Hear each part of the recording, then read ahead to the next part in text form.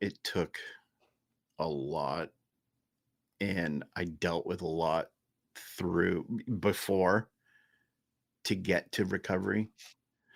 It took me coming to one morning, like I had explained after a bender, 5 days later and going, man, I need help. Those were the first things that I heard in my own head was I need help.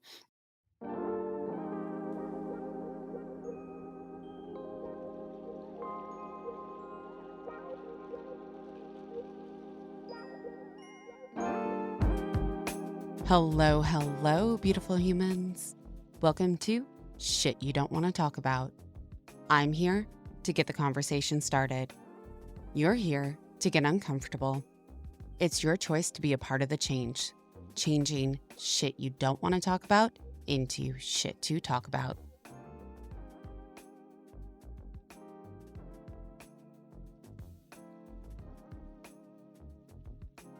Hello, hello, beautiful humans. Welcome to Shit You Don't Want to Talk About. I am your host, Jen Janod, and welcome. Today we have Todd. Please introduce yourself and the shit you want to talk about today. Hi, I'm Todd, and the shit I want to talk about today is recovery. That's a big And topic. yeah, and different kinds of recovery. My recovery, as far as alcohol goes, and anything else that we bring up. I like it. Well, that's the biggest thing that I will say about all of these episodes in is saying I like it. I don't like a lot of these topics. It's not like I'd ever wish for people to go through these things. Right. I like the fact that people are willing to talk about these difficult conversations so we can all learn from it. And that is it definitely something that I- you talk about the road to recovery. And I know in our right before we jumped on talking about how to summarize all of this, but also talking about where it started and where how you got to where you are now. Where did this start? Like where how did you start your road of recovery and how did you know that there was a problem? So the road to recovery has been a long and winding road of I'll take a step back in when I was 11 I had my first alcoholic beverage, and from there the people that I was with, um it made me feel like I fit in, which is a big thing about alcoholism is you want to fit in. Mhm. um or in my case anyways, I don't want to speak, a blank, I don't want to, give out a blanket statement, but so um yeah, it started at a very early age. It progressed to where I needed to have it, and then it progressed to a messy and kind of hazy, if you will, about 25 to 30 years of me just drinking to excess, drinking to not feel, and drinking to forget. So in August of 2013, I went to my first AA meeting.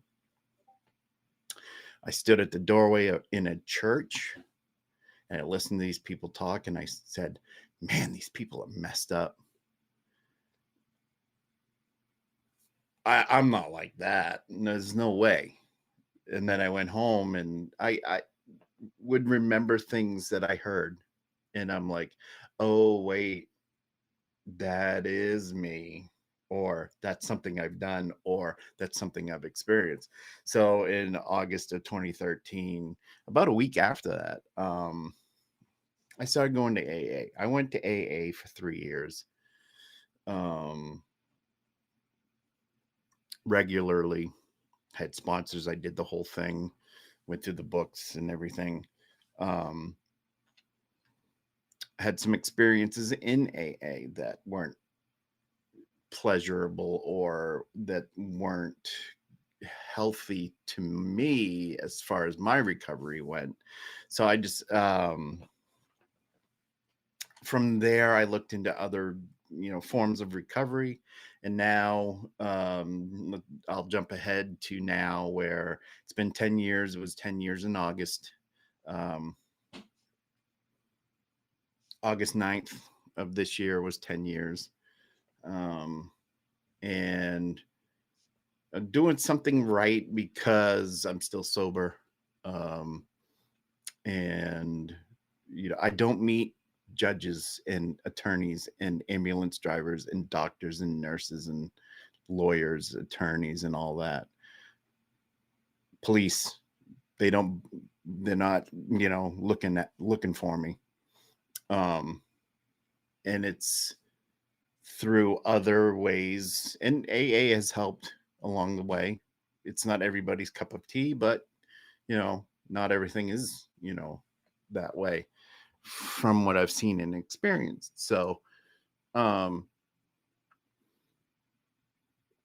a long road, a lot of work, a lot of self reflection, and a lot of owning up to things and shit that I did that I'm not happy and I'm not proud of. But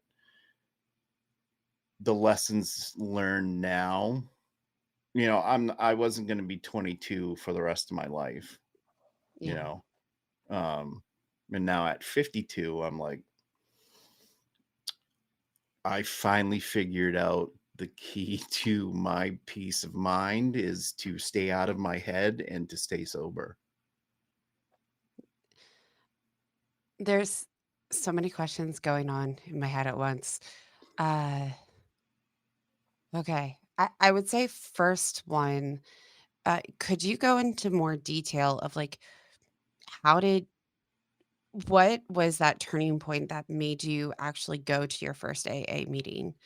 Like, was it just it dawned on you one day, or there were events that led up to it? Like, I feel like that's one of the hardest things so many of us go through is identifying that there's something we want to change and then going from, yes, we want to change it to how do we even change it? Yeah. So, I was in a relationship I shouldn't have been with somebody who was also in recovery in a different area. Um, and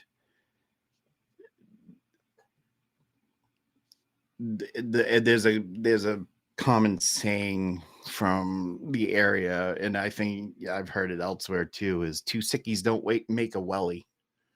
And it wasn't a good equation. So I had worked in the restaurant industry for a lot of years, as well as doing what I do now, which is, you know, tech and stuff. Those two combined, I don't know how I did the tech with the job that I had as an executive head chef, and alcohol is available, and the restaurant industry, it breeds alcoholism and other, isms as well. So I had just worked the tail end of a 16-hour day. I lived in a little house. It's going to sound like Kronk's movie there, the Kronk's New Groove, but I lived on a little house on top of a hill, and it was the perfect setting for me to drive up there and be left alone after a 16-hour shift and just drink the rest of the day away. I drank so much that I missed the next 4 days. Oh, wow. Um, I had a liquor store conveniently a mile down the road from me. So it was just, there was work, then the liquor store, and then home. And every day, that same pattern: get out of work, hit the liquor store, go home. Um, Day or two would pass by, 2 or 3 days would pass by. Um, it's okay as long as I'm not hurting anybody, was my motto. Um, And then, that 5 days that I missed, it was like, okay, that was a wake-up call because I came to and didn't know what day it was. Uh, didn't have any idea that I had missed a couple days at least at work, and had messages from the owner, messages from people, friends, family. And I was like, man, I think I need to go back, and I think I need to try this AA thing out. Um, and I did that for a while. It was a little, I think it was a little over a year, and then I went back out. Um, Next day, it wasn't the same. Something had fundamentally changed where it just wasn't fun anymore. It wasn't, you know, it wasn't have a few at the bar and then, have my shift drink. Mhm. And as we had a bar with 4 bartenders, I'd get 4 shift drinks from 4 bartenders because I'm, going bartender to bartender. "Have you had your shift drink yet?" "No, not me." To put a little bit of context for those listening, and also um, to make sure I have the understanding as well. Working in I've worked in the restaurant industry before. A lot of my family has come from it. It's also I've worked in casinos, and I've worked as a cocktail server. I've worked as a bartender for a very short period because they tried to put me in a very hoity-toity restaurant, and I was like, I can't remember all the plate settings and napkins plus the drinks I'm trying to learn. It didn't work out. But there is something that so many of us who have public facing jobs that we don't always have a great outlet on how Mhm, to handle getting beat up on. And that's truly what happens when you're having a shitty day and someone, is is serving you, and you take it out on them by not giving them a big enough tip, by just being shitty because you don't like the way your food was, but it's the food you ordered. mhm, Like there there's a lot that goes into it, but then you also have to think about, at least for servers, and I don't know the back of the house as much as I do front of house, but at least for like front of house meaning like servers, back of house meaning like chefs and um prepping for the food, is things change daily, and it's always a rush. If they're you're Everything's basically always on fire to get it done ASAP because there's people waiting, and if you don't get it done in enough time, people will yell. yeah, And people can be really mean and say really, really mean things.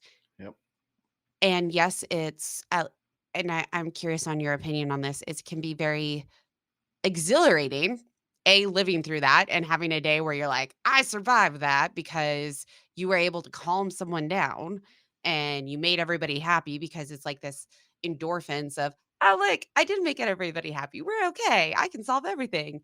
And then also dealing with the not letting the thoughts of what people have said and the stress and the pressure get to you. yeah. And do you think that's a good way of explaining it to, like, somebody that hasn't been in the restaurant industry? Yeah. Yeah, I have yeah, that's a great way to explain it. It's like, so I would equate that to, there were several times back of house where we had really, really good, not perfect, but we had really, really good services. So everything got out on time, or, nothing was done wrong or prepared wrong or made wrong. Nobody had a complaint, that kind of a thing. And when you have those days in back of house, you're like, "Phew," I didn't have to deal with, you know, 100 tickets coming back with something being wrong, or you know something that just didn't get noticed, went out that shouldn't have. So yeah, there are moments like that where you go home and you're proud of yourself. Definitely. Yeah. Definitely. And it's something that so yeah, restaurants, and I don't want to get too granular, but some restaurants are set up where they have like a cook in the back, and the cook also has to do the dishes and has to do the food prep. And then also that's before it's cooked. And then after it's cooked, it's making it look pretty and all the garnishes. I don't know what that's called. Well, you have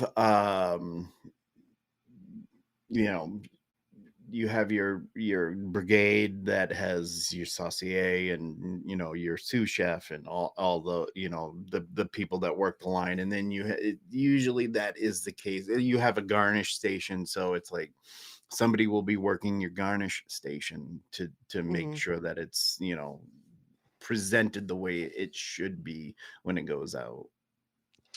And it is all literally so many different moving pieces. And all of that can be a very well oiled machine. It Hmm. can also be where it's easy for things to fall between the cracks, such as like what you were talking about, having four different bartenders. Uh, in a big restaurant, you a lot of times you have a bartender, and then you will have a or multiple bar backs. And a way of explaining that from what I remember is they basically bring out anything that needs to be replaced so you can constantly serve. Yep. So if it's more hard liquor, more beer, one of the sodas are out, there's ice, garnishes, all of that. Yep. And so it's so many people to keep track of, especially if you have a busy bar, that it is so easy, especially if you build rapport with these people, to let to let yourself fall between the cracks, I guess you could Hmm. say. And be like, haha, I got away with it again. At least that's what I used to do. Right. um, Yeah. um, so it's not always, they add up. They are all very small things that can add up. Hmm. And I'm you mentioned about how, yes, it would happen at the restaurant, but like how was it with like your friends and family when you were going through all of this? Did um because you said your first drink was at 11, and it was 2013 when you it was August 2013 when you went to AA. Is that Yes. correct? Yes. Yep. How was the in between? Like, did that affect your other relationships?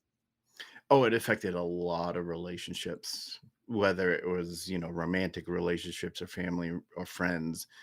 It affected every relationship pretty much, whether, an acquaintance, even, acquaintances, um, it was a lot of, there was no communication from my end. I was usually trying to recover from a night out or a night home. Rarely did I go out. When I went out, it was awful. Um, they don't Places that you go to have fun and drink, in my experience, do not like it when you go over that line and you go past excess and you Yeah. make an absolute shithead and a fool out of yourself. And in my case, you're over in the corner of a patio outside a restaurant drinking with people, and you're throwing up in the corner. This guy. And Yeah. people are just horrified. It was just just a few social drinks, and then for a guy like me, it turns into 8, 9, 10. I need a cab home.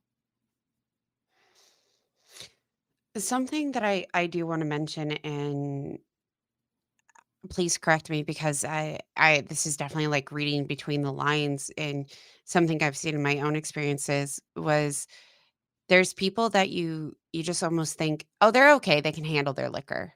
Mm, And especially being in an industry that liquor is so easily, or alcohol in general, not just liquor, but, that alcohol is so easily accessible, hmm. it's a very enabling.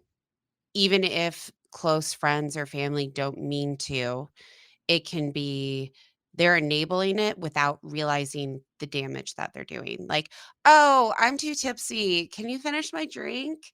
Yeah, Nobody wants to waste alcohol, right. and just how much that can add to everything that you're talking about. So for someone like me, or uh, uh, here's a good example. I went out with family. There are like 6 to 8 of us, and we went to this restaurant. Everybody ordered alcohol. This is, I think, in my first or second year of being sober, and we went out to a restaurant. Um, Everybody got their beverage of choice. I stuck with water. And as we get up to leave, because we've all finished our meal and everything, there's like half empty glasses of alcohol. I'm going, aren't you going to drink those?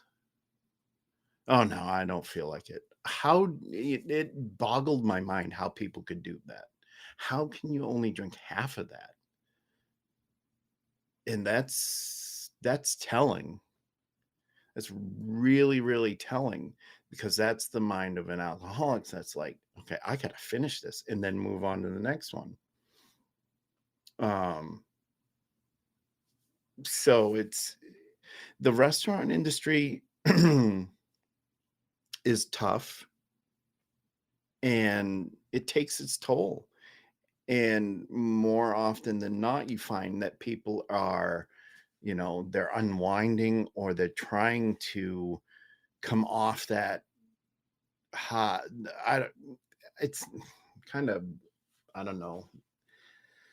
I don't know if coming off that high is the term that I want to use, but coming off that shift where you're just beaten down, worn out, you've had people complaining all night.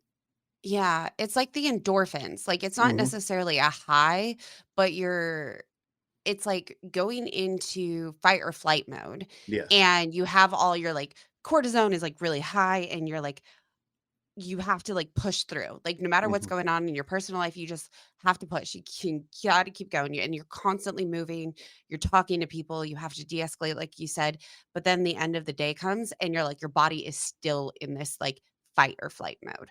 Yeah. It's stuck there. Yep. Yeah. And And there, I don't know what to call that other than, like, not a good high. right. Well, it's kind of like, so for me, when there was a lot of stress and the service wasn't going well, and everything that could go wrong went wrong, I had the adrenaline pumping so much, so fast when I got home. Right? If I didn't have anything on the ready, I'm going out of my head. Oh man, it's 11 o'clock and I can't go to a liquor store because they're closed. I can't, Mhm. in the area, one of the areas I used to live in, you can't buy booze after 10. Yeah. So there's that. And then I'm just in my mind, and that's a dangerous place to be. I equate my mind to the carnival. You know, once my mind starts going, and thinking, and I'm thinking, and I'm overthinking, and all of that, it's like a carnival. There's just so much cognitive and sensory overload coming from everywhere, but I could be sitting in my house alone, right? But that was thinking about the next drink. Where am I going to get that next drink? Usually I had stuff on hand. That's also telling as well. There was Mhm. something always in my house. I could be sitting there watching TV, right? and I could say, all right, I'm going to try not to do it. I'm going to try my best not to drink tonight. And then I hear that booze sitting in the cabinet going, hey, psst, over here, Mhm. come on, come get me. You just once, just one. And then you ignore it. And then, 5 minutes later, psst, hey, over here, a little louder in my head, over here, come on, let's go. So yeah, it's always, you know, you want to unwind after that day you've had. And the Mhm. only way that I knew how is with that bottle or with that 12 pack, 24 or 30 pack, or whatever it was that I was drinking. And that's thank you for talking about some of the experiences of what life was like and how leading up to, like, making the decision to show up to AA and start to get help. How was the process of actually going through that? Like, I feel like so many people envision of, "Oh, you're going to AA? Oh, you're good. The hard work's over. You're done. You're good. You got this. Yeah. You got the support in the community." How would you talk about that and just your own internal battles during this time? I would sit in a meeting, in an AA meeting, and I would listen to these guys with 30, 40 years plus. And mind you, I'm in New England, so I'm listening to either, somebody from Massachusetts talking about, their experiences at every bar in Boston, or it's something, these rough, Irishmen that were always talking about their drinking day. I even had one guy that would talk about this guy that he knew who was a real, bad guy, and everybody I used to hear the thing that was said the most was, oh, that was Whitey Bulger. Oh, Guys like that. Yeah. And I laughed, I'm like, that guy didn't know him. What are you, no, what are you talking about? But and I'd listen to these guys, and they were these hard, crusty old guys that were just, whatever they were doing, it was working because they were sober. And you would see them night after night. I would see them night after night after night. Um, yeah, telling the same old story, but sometimes somebody needs to hear that story again and again and again. Um, for me, there was a couple of instances where that was what I needed. I needed to hear a guy talk about Whitey Bulger night after night after, without saying a name, of course, but um, there's a lot of that. I was afraid to share probably the first few months. And then I went to one meeting in particular on a Friday night, and the guy says, one of the guys that, because you have, these groups have different jobs for people, just, so they could stay sober. It would help them stay sober. And I will attest to that, because the guy says, hey, you mind opening up next Friday night for me? And just chucks me the keys to the church. Now he must have seen something I didn't. And I'm like, sure, I want to be helpful. So fast forward a week, Friday night comes, I'm opening up, and then 2 years later, I'm still opening up that Friday night meeting, setting up chairs, setting up tables. There's a method to what is done in AA. Do I agree with all of it? No.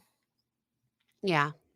But that kept me sober for 2 years was opening up that meeting. And that kind of propelled me to, and that was after I'd gone out. So, I had my first year. I really wasn't into the work. And to be honest, I was hanging out with somebody at these meetings I shouldn't have been. And her and I were in a relationship. I went out, the relationship ended. I went back to my sponsor at the time and I said, let's get to work. I gotta get to, I gotta do the work. So we did the work. And then, you know, I'm opening that meeting, I'm doing the work, I'm staying sober. Okay, there's something to this. I'm starting to believe because I'm the type of person that I have a lot of deep seated trust issues from childhood. And um, more often than not, I look at a situation and I kind of judge it within the first 5 seconds and say, nah, I don't think, this isn't going to do me any good. And I learned that through AA. Um, so there's, the selfish side of the program, but there's also the side that it helps. If I can help somebody with what I'm talking about today, that helps me as well. And we spoke about that on our first call was, it's a selfish program for selfish people. If it benefits somebody hearing this, it's going to benefit me Mhm. because I get to talk about it. And I have not been to a meeting in quite a while, actually, since I moved to where I'm at now in Phoenix. I haven't been to a meeting out here. That's 2 years. Um, do I need to get to one? I could probably use one. Yeah, and I'm at that stage now in life where I can admit that. Ask me 6 months in, I don't want to go to a meeting. Are you kidding me? If I didn't feel like going to a meeting, I didn't go to a meeting. And that was usually when, 5 minutes before the meeting starts, I'm in my car heading to that meeting. Something that you brought up, and I'm starting to write down all my questions, so hopefully I remember all of them, was you talked about how, like, I and I feel like this is a societal taught thing in my head of, like, you don't date somebody while you're going through recovery, no matter what recovery it is, because you have to work on yourself. There's also the fact that you get I have, like, a notion where people, so I'm not sure where this comes from, of that you're assigned a sponsor, or, like, somebody is, like, basically you may be paired up with someone, um, and if that's the case, please correct me if, like, how that would experience was for you, but also, w what would you suggest to somebody if they're paired with somebody that's not helping them stay sober or not meshing well? Right. So, everybody has um their own way of, I guess, implementing a sponsor. My experience was that I would listen to people, and I had 3 sponsors in one area, and I had another sponsor elsewhere, and I can talk about that later. But the 3 that I had in the one area, those are people that I looked at and I said, he's doing something right because he's happy. I want to be happy. He's sober. I want to be sober. So you know, it appears to, he's doing the things that he needs to do, that a person needs to do to stay sober. I asked the people, um, those three people, if they would sponsor me, and they all said yes, which was, I'm grateful for. And I did learn something, even though that uh, I think the longest was 2 years. I had one sponsor for 2 or 3 years, um, and really did a lot of work. The other two didn't last very long. Dating, and this ties into it. Uh, they were dating people. Yeah, they had a lot of time under their belt, but they, for whatever reason, um, were dating people, and that didn't turn out well for them. Mm. Um, I, in retrospect, would look back and say, "Nah, don't do that. Don't do Yeah. it. Work on yourself. Um, definitely work on yourself first, because you can't fix other people. Only they can fix. I can't make somebody sober. They have to do it themselves.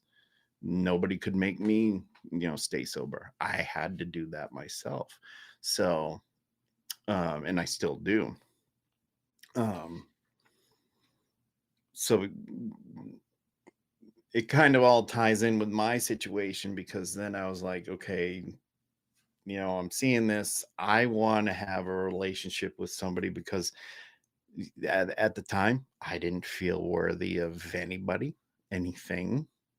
I didn't, I wanted to be loved. I had been through relationships before. Yeah, sure. I was even married once. It just didn't work out for whatever reason. These relationships didn't work out as well.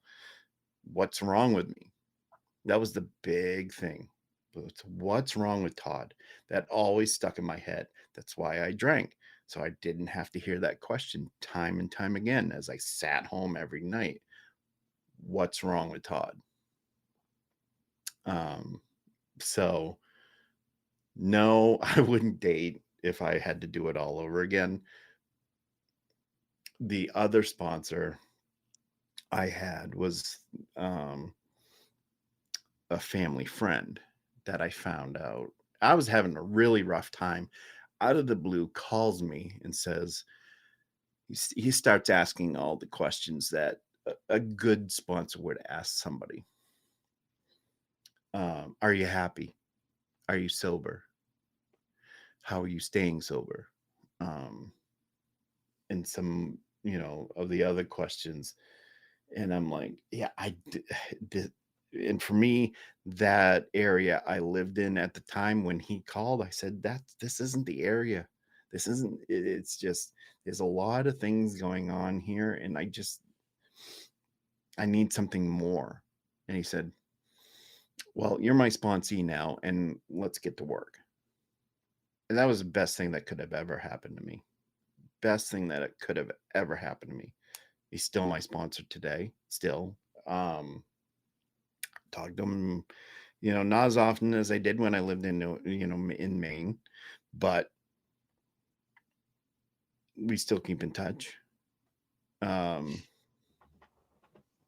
as a matter of fact, last week, I get a text, how you doing? I'm doing good. Uh, let's hop on a call sometime. Let's talk on the phone sometime. Um, I got a message on my voicemail, congratulations on 10 years. Do it again, you know. It's that kind of support, um, Yeah. that I was looking for the entire time. Somebody that, um, could navigate through my bullshit, see through my bullshit, and call me out on my bullshit. Because Yeah. boy, didn't the biggest bullshitter I ever met was me. and I would do everything I could to lie and manipulate myself out of something I didn't want to do or take part of. Um, so that helped. I feel like this is gonna be a three-part process, for our episodes because I can't believe it, it's already been 40 minutes, and I'm like, I have so many questions, but I think it's important for us that we did talk about life before recovery and what it took to get to recovery because that's identifying within ourselves that there's something we want to change can Mhm. be one of the hardest steps to take. The first step is the hardest. Sure is. And It Go ahead. oh, I was just gonna say because I feel like one thing that I want to ask, but I feel like it'll be a much bigger discussion and is how did you find purpose during and after this? And unpacking that because at least I know there's been many, many times in my life that I've had those thoughts of that I'm not worthy and I'm never gonna amount to anything, and, um, I've had my different vices throughout, time, and something that I think a lot of people could really use is just seeing more examples of how somebody can find purpose in life, yet I don't think we can do it in, like, 10 minutes. Right.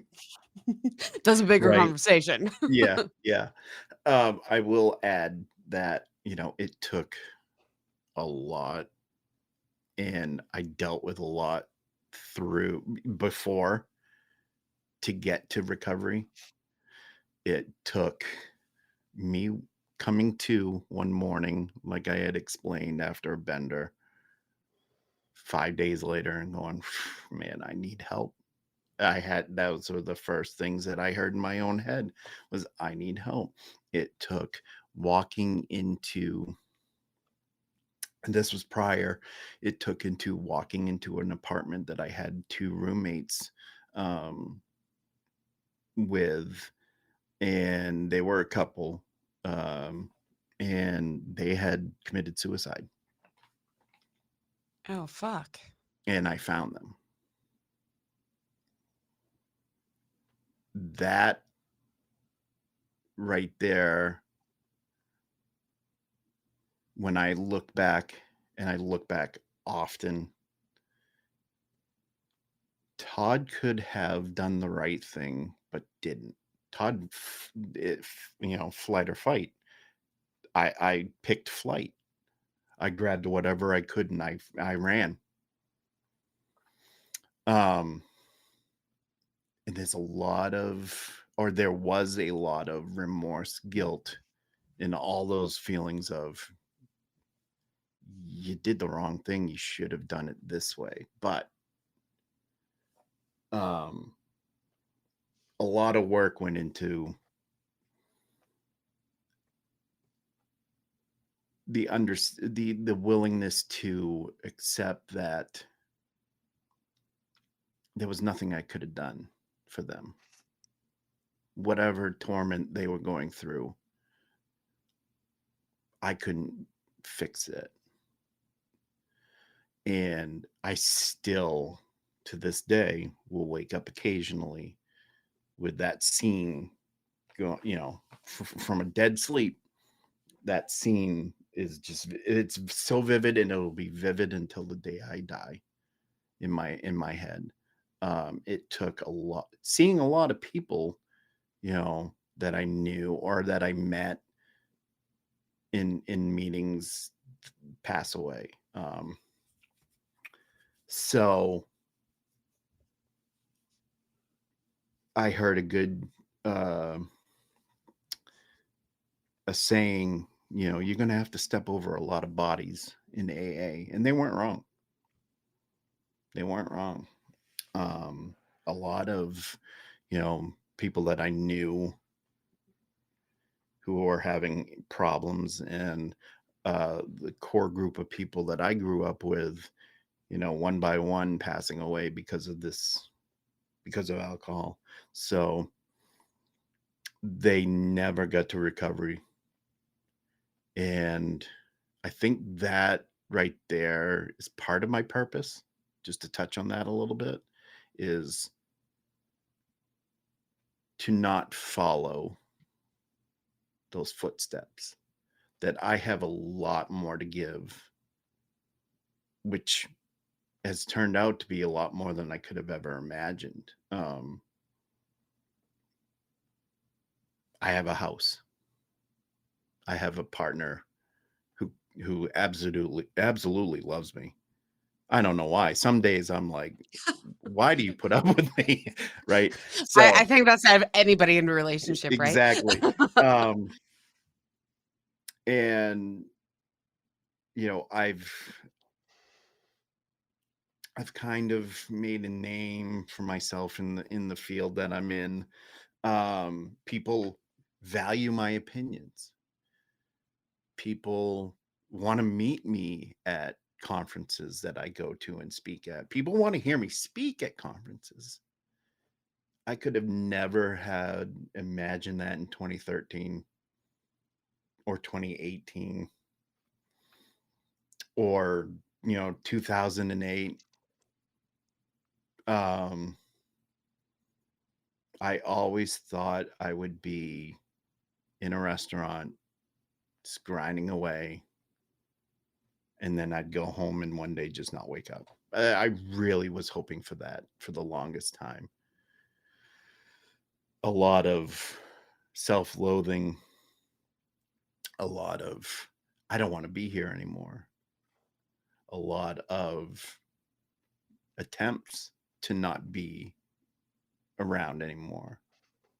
Um, I have the tattoo of an arrow with the semicolon. And the semicolon is um, a symbol of, the story isn't over yet. Mhm. I had that tattooed on my wrist for a reason. My story's not over yet. Um, I have a great group of people, friends that I know, or from online even, that are a support system for me. That helps in recovery. Even though most of them drink, I'm at the point where I can say, I'm going to be over here. Let me know if you Mhm. need me. If not, I'm going to be over here.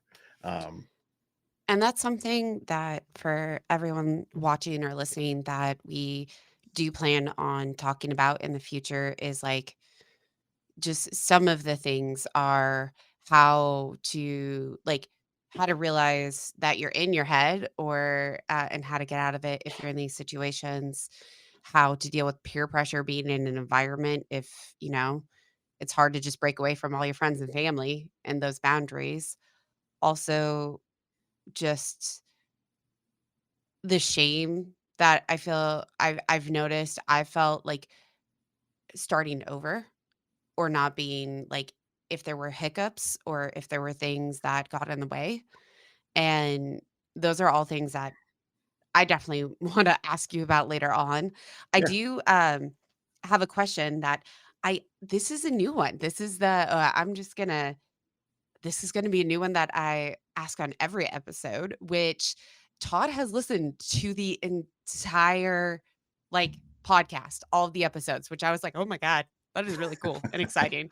Um, but this is a new one, and I'm excited about it, of what made you wanna talk about it now?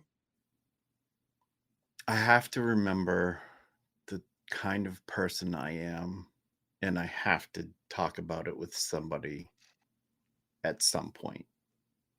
And this is a great platform, not only for, to talk about it, but it's also a great platform to talk about it because somebody could probably listen and say, hey, I can relate to that, or, pick up something.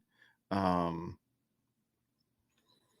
what also made me want to talk about it is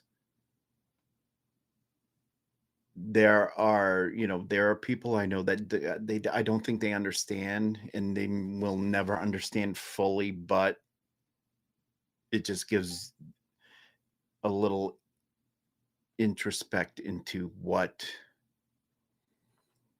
I've done, where I'm at, and a chance to get to know me a little better, a little more intimately. Um and the you know the hope that they know that I value each and every one of them for their support, because it means the world to somebody like me. It's just talking about it um, gives me the rest of the day, and it takes me through the rest of the day, and I can get to the end of my day and say I got another 24 hours under my belt. It's on to the next 24 hours, because that's the way I have to take it. Is just, it's a slogan, but it's one day at a time. Yeah. And sometimes I got to go 5 minutes, 30 seconds, an hour or whatever. And then this is a good reminder for me. I had that fantastic conversation with Jen about recovery. If I'm feeling a little in my head, I can think back to this conversation. I can feel a lot better about it, replaying in my head.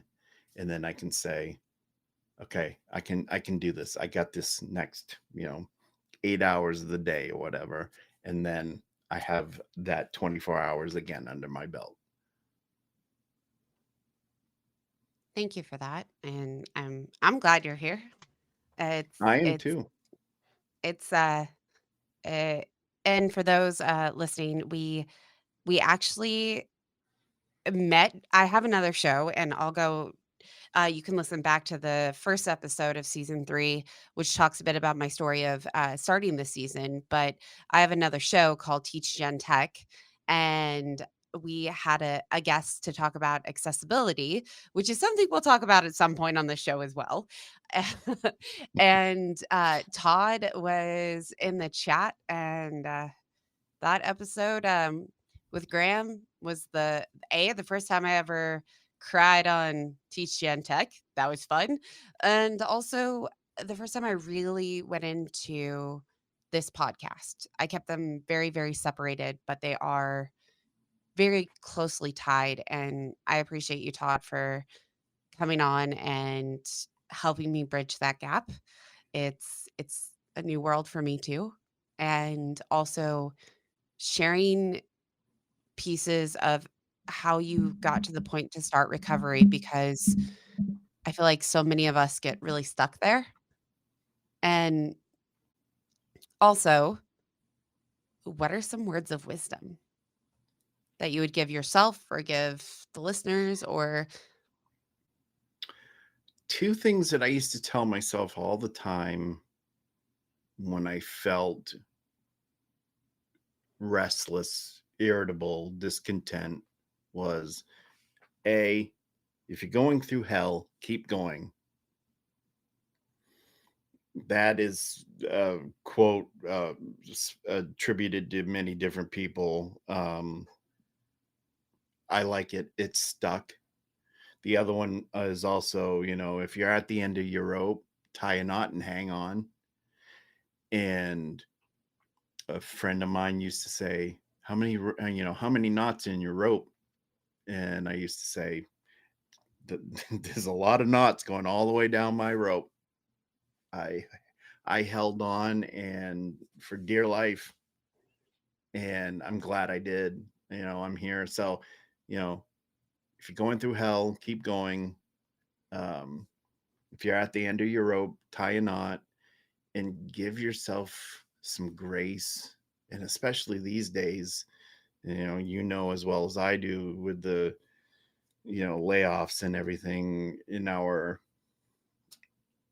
industry, that people need to give themselves a lot of grace. Um, and talk to people, because we need I was talking about this the other day. We need, I think, to lean on each other more than ever these days as a community of, whether it be, chefs or tech people or whatever you do. We need to lean on each other and have a support system, a vast support system, um, to get through, even a day, really, never mind a year. Yeah. And So, it's hard to get out of, even for myself, to get out of my head and ask for help. And also just, that's so many of us. So I so appreciate the call out there. And before we wrap up with the final question, how do people reach out to you or find out more about you? well, I do have a Twitter account. It's not often used these days, but it's at Todd Libby, TODDLIBBY. You can find me there. Um, I'm on Mastodon and Blue Sky, but I don't use those on a regular basis. I'm on LinkedIn. You can find me on LinkedIn. I'm the Todd Libby with the little lobster next to his name, because a lot of people know me as the lobster guy. Um, it's my main roots. If I don't pitch the lobster, then they pull my main card, and I can't have that. So, um, I like uh, it. and then, I'm willing to talk. I'm willing to chat with people. And, if somebody's having, a rough go of it, let's talk. Let's see if we can't get you through it in, 24 hours, because it's tough. It's really, really tough. Yeah, No matter what it is. It could be alcohol, could be, drugs, could be whatever. I Again, it's that selfish part of the whole deal where if I help somebody, it helps me. I get that. I get that. And last but not least, what is something you're grateful for? I am grateful to be sober today, because if I wasn't, I wouldn't be here. I wouldn't be, you know, I wouldn't have gone through the previous 3,400 some odd days that I've been sober in a row. Um, Not that, time matters. It's just, I am grateful for that chance to go on another day and be sober. So I'm grateful to be sober today. Thank you for that. I feel like my gratitude for today is a bit shallow. But, it doesn't have as much depth. I'm grateful that I'm on holiday for the next 2 weeks. That Yeah. is, taking a break away from work and working on my shows and spending time with my family for the holidays, and looking back, and I guess it does have some depth of it. I'm living the life I wanted to live, and I never thought that was possible. Hmm. I feel And that. it's scary, and it makes me wanna cry thinking about it, but also how often I can get really stuck in my head and think it's the worst thing in the world, and I'm like, past me couldn't even imagine that I could get this far, and I'm very grateful for that, so thank you, and Thank you. yes, see you next episode. Bye.